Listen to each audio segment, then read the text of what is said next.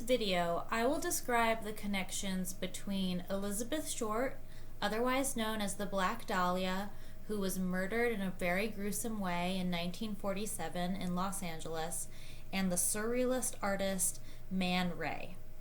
I believe that Man Ray was involved in the Black Dahlia murder due to the presence of certain symbols in his artwork. I also believe that he was involved due to the timely friendship with Dr. George Hodel. I believe that Dr. George Hodel was the Black Dahlia murderer, and I'm not going to go into detail about that in this video. There's a lot of material on it online, and I really recommend reading about it at stevehodel.com, which is a website by George Hodel's son, which goes into excruciating detail and is just very impressive when it comes to eyewitness documents. This photograph was donated to the Fogg Art Museum of Harvard University in 2001. It is a Man Ray photograph and a gelatin silver print, which was a gift from Susan and Neil Yanofsky, showing Dr. George Hodel in front of Chinese characters. So why was a Los Angeles surgeon who would treat patients for various ailments, including STDs, hanging out with Man Ray?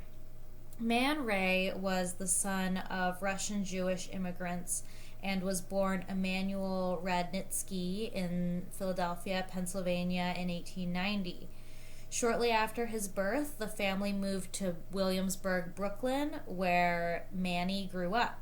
In 1912, when he was 22, the family changed their name to Ray, I believe to escape fraud and landlord duties, and Emmanuel and his siblings changed their names to match. Ray often refused to admit that he'd ever have a different name, and he refused to discuss his childhood. He demonstrated artistic skill at an early age. In high school, he learned the fundamentals of drafting and illustration, and after graduation announced his intention to become a professional artist. Unlike other surrealists, he had good luck from the beginning. He never really struggled. He never went through periods of poverty, and he became involved with the Dada and Cubist movement when he lived in New York City to attend the modern school.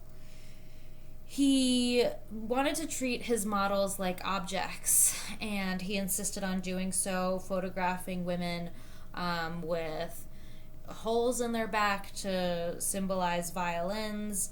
And then he became, partly due to this, he became an in-demand fashion photographer, with work regularly gracing notable fashion magazines such as Vogue and Vanity Fair. Ray took on the fashion work to pay the bills, but by integrating his surrealist sensibility and experimental approach into his fashion photography, he used the work to strengthen his reputation as a serious artist. His photography was unpredictable and surprising. He demanded that his subjects be modified or arranged in unusual ways. He also would switch up mannequins for actual sitters, and he insisted that the person in Les Larmes is a mannequin, but you can see the veins in the eyes, and so I think he was lying. Unfortunately, Man Ray would do this. He would, lie about his work.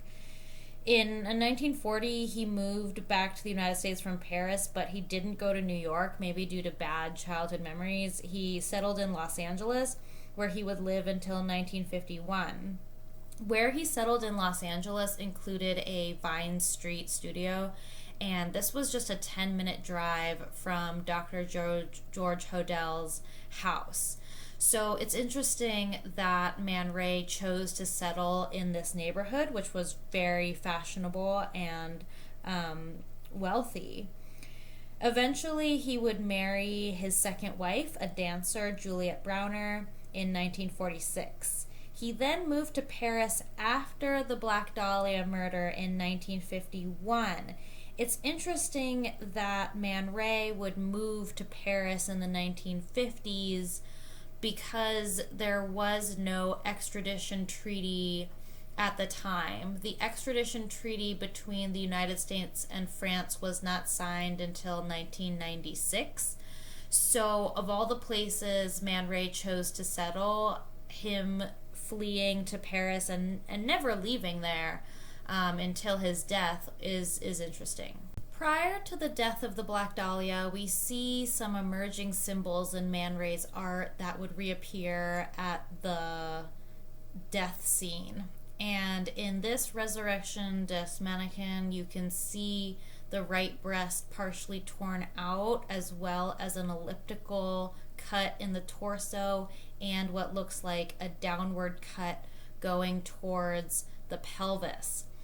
I have been unable to find the complete autopsy of Beth Short, unfortunately, and so I have been able to find bits and pieces of it.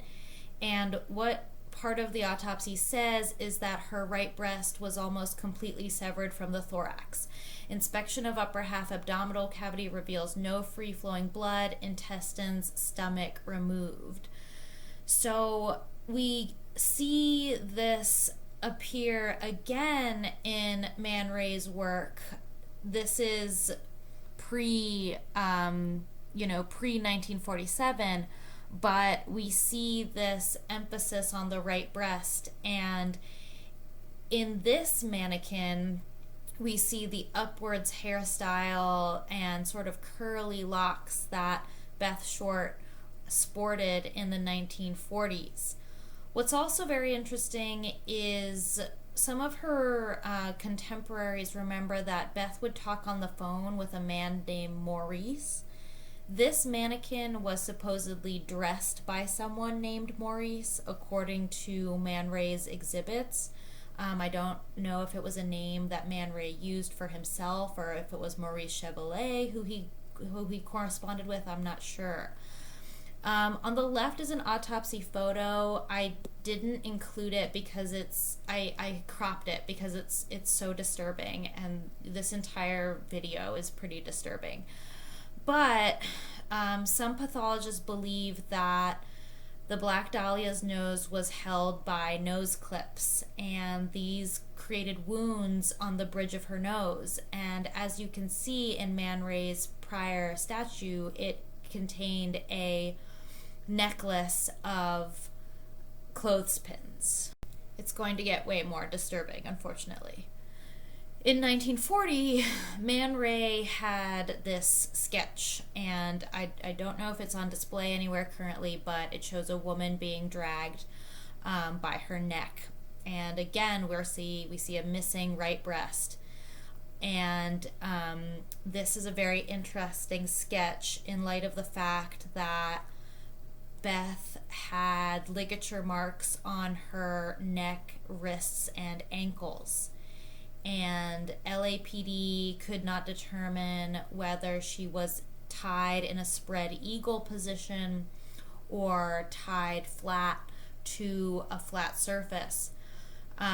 This poor young woman was tortured for at least 4 hours before she was eventually killed. The murderer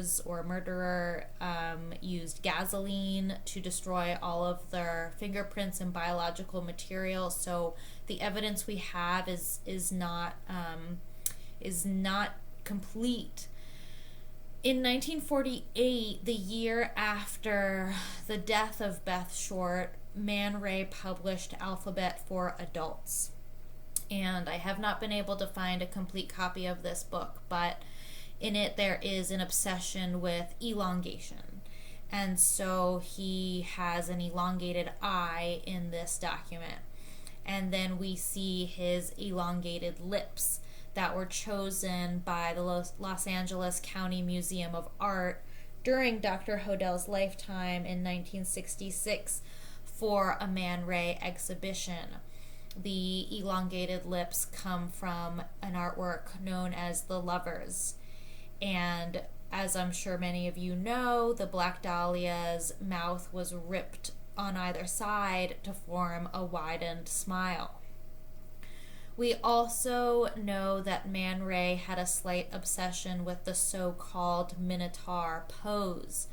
This was a pose that he created in photographs prior to the Black Dahlia's death and afterwards.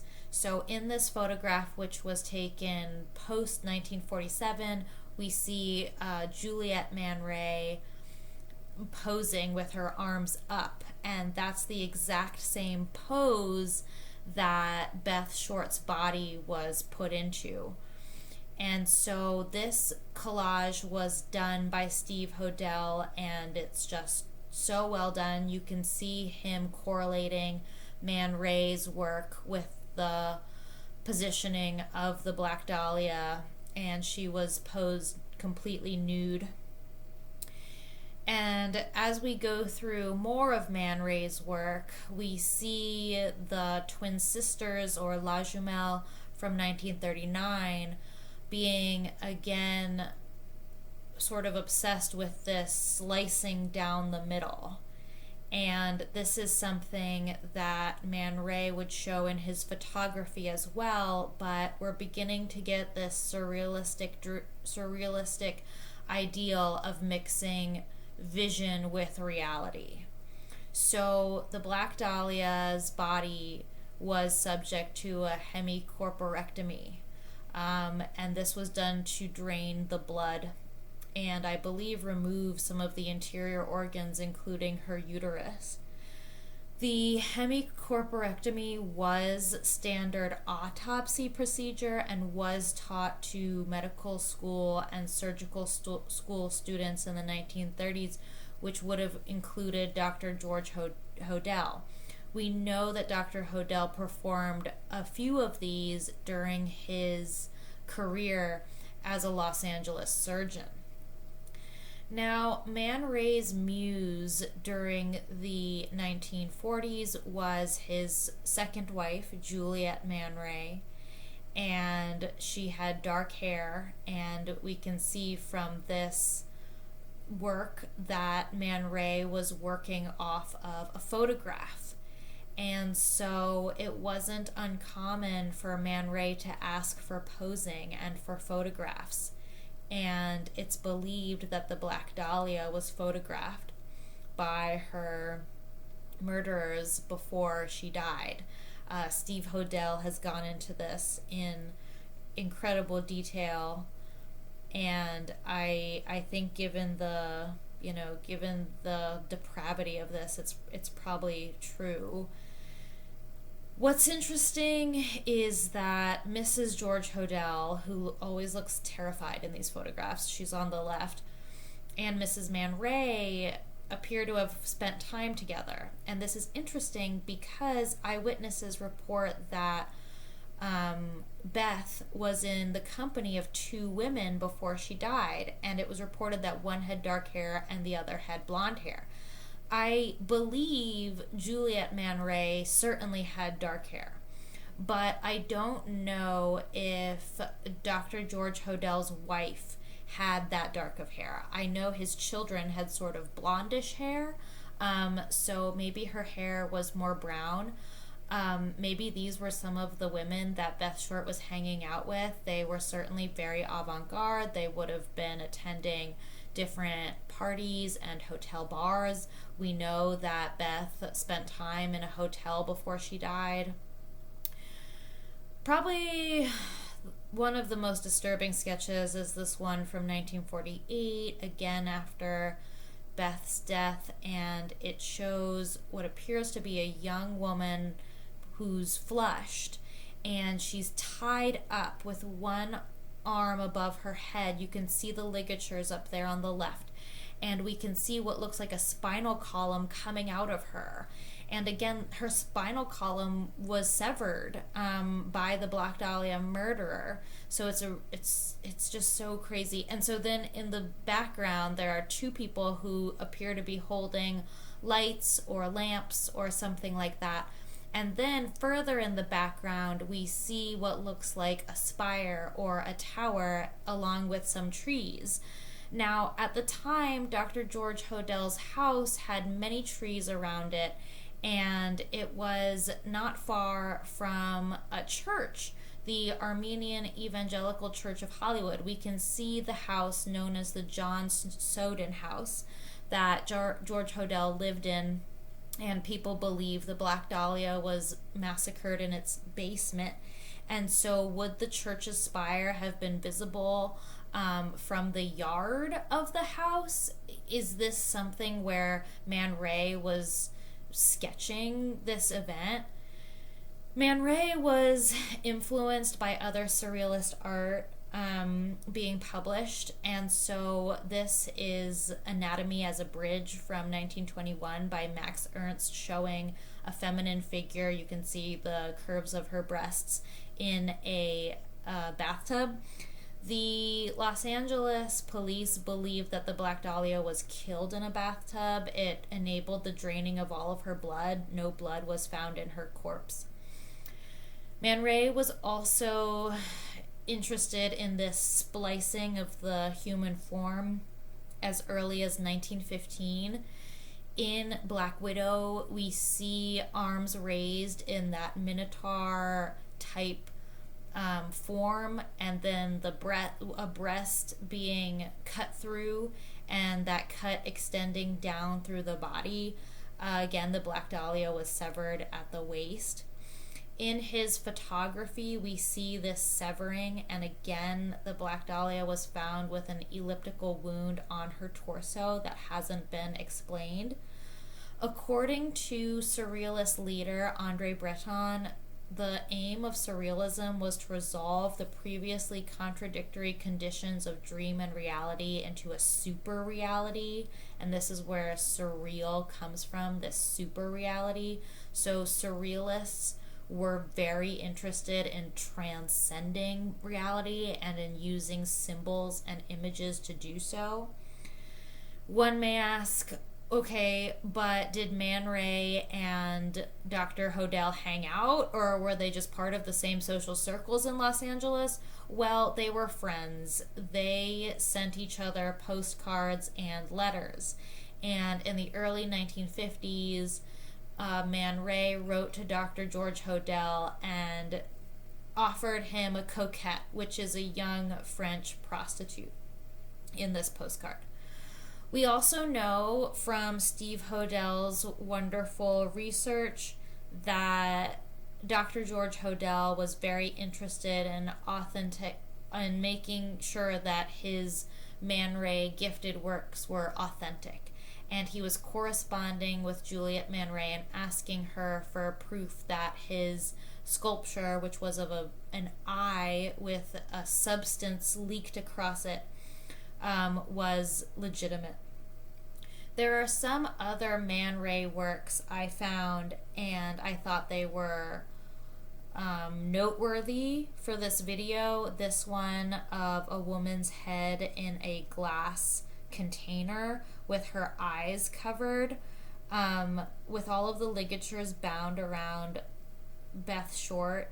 It's just the torture she went through, from assault to just abuse. It's amazing that he would put this stuff in his art. There are so many people who will say, oh, well, this is ridiculous, and, this is just all made up. And it's actually pretty common for certain predators to want their stuff out in the open. They consider it to be a game, and they consider it to be fun. So it's not strange at all that a total crazy weirdo like Man Ray would put some of this stuff out there and have the public look at it. One also has to remember the total depth of corruption that was happening during the Black Dahlia years. The Los Angeles Police Department was very corrupt and would lose files, and Dr. George Hodel was an incredibly powerful man in the Los Angeles community at the time. As we can see, he knew artists, he knew police detectives. His own son would go on to become a police detective.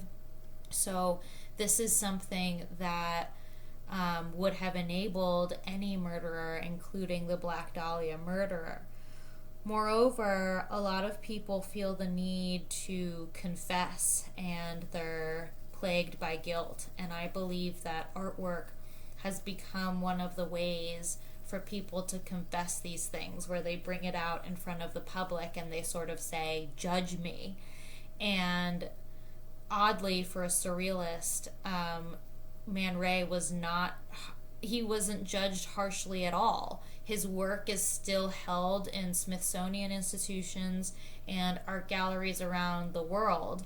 And in the United States, that means that the taxpayer is subsidizing the maintenance and upkeep of the work that's held in our national institutions. So, Man Ray having his work in the Hirshhorn Gallery, for example, that's all subsidized by the taxpayer. So this idea that Man Ray would be held to a moral standard is just not happening. And because of the influence that these artists are supposed to have had, we see replicates. So we see in Kendall Sarah's work this minotaur pose, and this one including a body severed down the middle appearing again. And if you say anything about it, it's almost too obvious to comment on, right? If you start making the connections and if you start noticing the patterns, it's like, oh, well, it's too obvious. Surely nobody would be this obvious. But that's the trick. To have it happen in plain sight is a method by which people are encouraged to not talk about it because it's too easy, right? And so I think that in this case, there were just too many connections to be ignored, and the Black Dahlia murder remains unsolved. It's a really tragic tale of a young girl who got swept up into the world of Los Angeles, and in the days before her death, those were not happy days. She was wandering around Los Angeles. She was standing alone in hotel lobbies waiting for a phone call. I mean, it's just, this wasn't, there was just so little happiness in this story. One of the men she loved got killed in combat. It's so sad. And so I believe that the more attention is paid to these incidents is the better. The more information that's out there, the better, because hopefully someone can remember something and some of these tragedies can be laid to rest.